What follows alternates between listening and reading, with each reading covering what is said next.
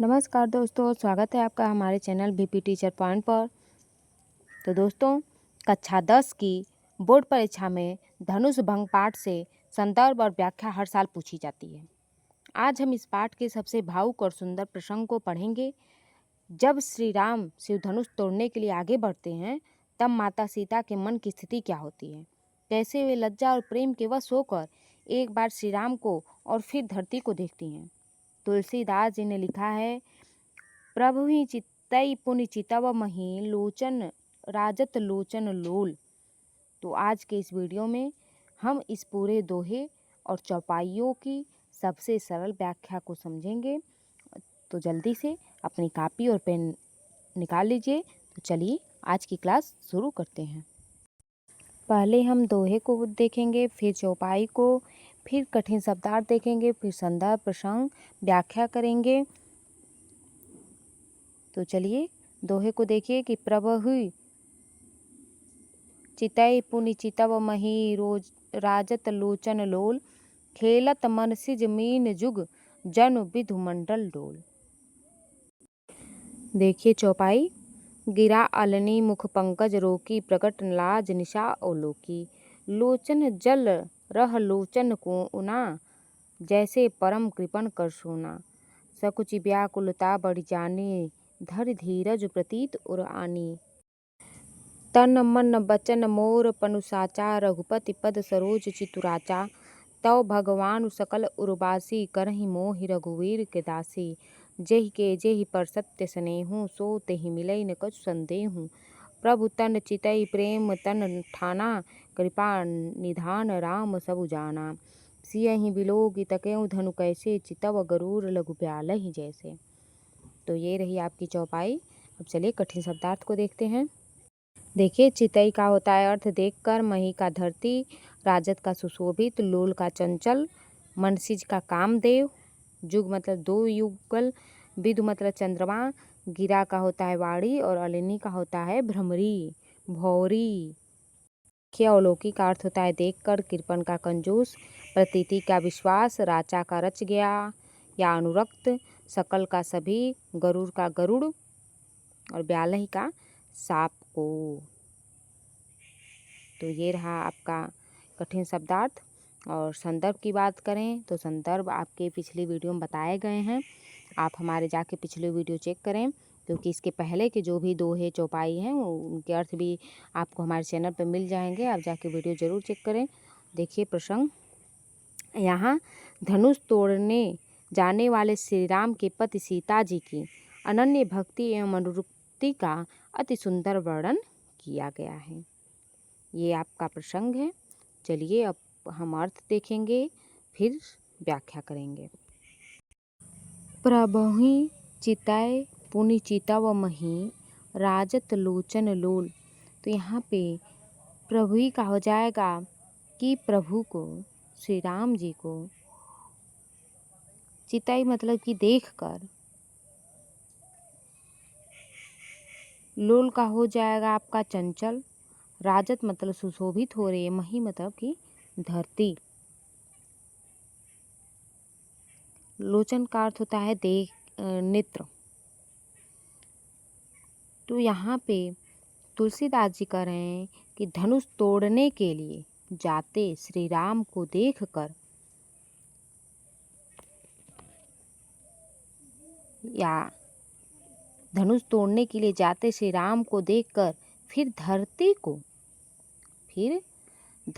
को देखने वाली सीता के चंचल नेत्र ऐसे सुशोभित हो रहे हैं मानो खेलत मनसिज मीन जुग। खेलत मतलब खेल रहे हैं, मनसिज मतलब कामदेव के, मीन मतलब कि मछलियाँ, जुग मतलब कि दो युगल, जोड़े में, दो जोड़े में मछलियाँ कामदेव की खेल रही हैं। जन विधु मंडल डोर, विधु मतलब कि चंद्रमा, कि मानो चंद्रमा रूपी मंडल में, डोले में चंद्रमा रूपी चंद्रमंडल रूपी डोले में कामदेव की 2 मछलियाँ खेलती हूँ। गिरा अलनी मुख पंकज रोकी प्रगट लाज निशा अवलोकी। तो गिरा का हो जाएगा वाड़ी और अलनी का हो जाएगा भौरों। मुख पंकज मतलब कि कमल।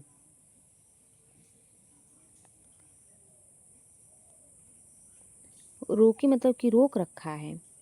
तो यहाँ पे तुलसीदास जी कह रहे हैं कि सीता की वाड़ी रूपी भौरों को उनके मुख रूपी कमल ने रोक रखा है। जैसे कमल भौरों को रोक लेता है, वैसे ही उनका मुख क्या है, उनकी वाड़ी को रोक रखा है। प्रगट न लाज निशा अवलोकी। अवलोकी मतलब कि देख कर। लाज लज्जा रूपी, निशा मतलब रात्रि। तो यहाँ पे कह रहे हैं कि लज्जा रूपी रात्रि को देखकर वह प्रकट नहीं हो पा रहा है, या उनकी वाणी प्रकट नहीं हो रही है। लोचन जल रह लोचन कोना। लोचन मतलब कि नेत्रों में, जल रह मतलब कि आंसू हैं। लोचन कोना, लोचन के कोने में ही, नेत्रों के कोने में ही कह रहे हैं कि आँखों का पानी, लोचन जल आँखों का पानी आँखों में ही ऐसे रुका रह जाता है जैसे परम कृपण कर सोना। परम मतलब कि महा, कृपण मतलब कंजूस के, कर मतलब कि हाथों में सोना रह जाता है। कह रहे कि उनके आँखों का पानी आँखों में ही ऐसे रुका है जैसे महाकंजूस के घर में सोना इकट्ठा रहता है। संकुची मतलब कि संकुचित हो गई हैं, लज्जा के मारे संकुचित हो गई हैं। व्याकुलता बेचैनी, बड़ी जानी बड़ा जानकर। अपनी बढ़ती हुई व्याकुलता को जानकर सीता क्या हो गई हैं, संकुचित हो गई हैं। धर धीरज प्रतीत उरानी। धैर्य मतलब कि धारण कर रही हैं, धीरज मतलब धैर्य, और प्रतीत मतलब कि विश्वास, और मतलब कि हृदय में आनी मतलब कि आ गई है, हो गई है। कह रही है कि अपनी बढ़ती हुई व्याकुलता को जानकर सीता संकुचित हो गई हैं। फिर धैर्य धारण करने पर उनके हृदय में विश्वास आ गया। तन मन वचन मोर पनु साचा। साचा मतलब कि सच्चा है। पर तन मन वचन मोर पनु, पनु मतलब कि प्राण, प्रण, प्रतिज्ञा। कह रहे हैं कि उनको विश्वास आ गया कि यदि मेरा प्रण तन मन वचन से सच्चा है, रघुपति पद सरोज चित्तु राजा। चित्तु मतलब कि चित्त, पद मतलब कि चरणों में, रघुपति पद रघुपति के चरणों में, सरोज मतलब कि कमलवत चरणों में, चितुराचा मतलब कि चित्त लगा हुआ है। उनको विश्वास आ गया कि यदि मेरा प्रण, यहाँ पे तुलसीदास जी कह रहे हैं कि अब सीता जी के मन में विश्वास हो आ गया कि यदि मेरा प्रण तन मन वचन से सच्चा है और मेरा चित्त श्री रघुनाथ श्री राम के चरण कमलों में अनुरक्त है, लगा हुआ है, तो भगवान सकल उर्वासी, वासी मतलब कि वास करने वाले, उर मतलब कि हृदय में, सकल मतलब सभी के, भगवान मतलब कि भगवान श्री राम,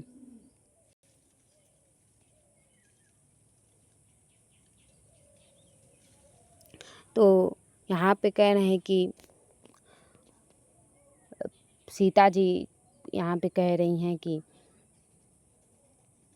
कि सभी के हृदय में रहने वाले भगवान मुझे करहि मोर ही रघुवीर के दास, रघुवर के दासी। रघुवर मतलब कि श्री राम के दासी भगवान क्या करेंगे, बनाएंगे। जेहि के जेहि पर सत्य सनहु, जेहि के जेहि पर मतलब कि जिसका जिस पर सत्य स्नेह, स्नेह मतलब कि प्रेम स्नेह, करें कि जिस पर जिसका सच्चा प्रेम होता है, सो तेहि मिलै न कछु संदेहु, तो उसको वह मिल जाता है, वह उसे मिलता ही है, इसमें कुछ संदेह नहीं है। प्रभु तन चितई प्रेम तन ठाना। प्रभु तन, प्रभु के तन के द्वारा, चितई मतलब कि प्रभु को देखकर प्रेम तन ठाना, प्रेम करने की क्या कर ली उन्होंने, ठान ली कि प्रभु श्री राम की ओर देखकर सीता ने अपने तन के द्वारा उन्हीं से प्रेम करने की ठान ली। कृपा निधान राम सब जाना, कृपा निधान श्री राम सब जान गए।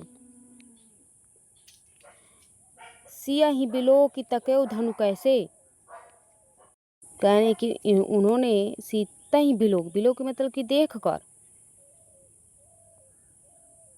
तकेउ उनको इस प्रकार देख रहे हैं, धनु कैसे, धनुष की ओर इस प्रकार देख रहे हैं। चिताव गरूर लघु ब्यालहि जैसे, लघु मतलब कि छोटा, ब्यालय मतलब सांप, गरुड़ मतलब कि गरुड़, चिताव मतलब कि देखता है। कह रहे हैं कि उन्होंने सीता को देखकर धनुष को की ओर इस प्रकार देखा जैसे गरुड़ छोटे से सांप की ओर देखता है। तो ये रहा आपको एक एक शब्द का अर्थ समझने के लिए कि आप अर्थ समझ लें। फिर अब चलिए आपको नोटबुक में लिखने के लिए या उत्तर पुस्तिका में लिखने के लिए हम आपको व्याख्या करेंगे, जो बहुत अच्छे से हो रहेगा, जो आपको एकदम परफेक्ट बैठ जाए, समझ में आ जाए। प्रभु ही चिताव चितई पुनि चितव मही राजत लोचन लोल। यहाँ पे धनुष तोड़ने के लिए जाते श्री राम को देखकर फिर धरती की ओर देखने वाली सीता के चंचल नेत्र ऐसे सुशोभित हो रहे हैं मानो खेलत मनसी जमीन जुग जन विधुमंडल डोल। मानो चंद्रमा या चंद्रमंडल रूपी डोले में कामदेव की दो मछलियाँ खेलती हों। ये रहा दोहे का अर्थ। अब चलिए चौपाई का अर्थ देखते हैं। गिरा अलनी मुख पंकज रोकी, तो यहाँ पे कि सीता की वाड़ी रूपी भौरे को उनके मुख रूपी कमल ने रोक रखा है। प्रगट लाज निशा अवलोकी, और लज्जा रूपी रात्रि को देखकर, लज्जा रूपी रात्रि को देखकर वह वाड़ी प्रकट नहीं हो रही है। लोचन जल रह लोचन कोना, जल आँखों का पानी उनके आँखों में ऐसे ही रुका रह जाता है, उनकी आँखों के कोने में ऐसे ही रुका रह जाता है, या आँखों का पानी आँखों में ही ऐसे रुका रह जाता है जैसे परम कृपण कर सोना, जैसे महाकंजूस के हाथों में सोना रह जाता है, इकट्ठा रह जाता है।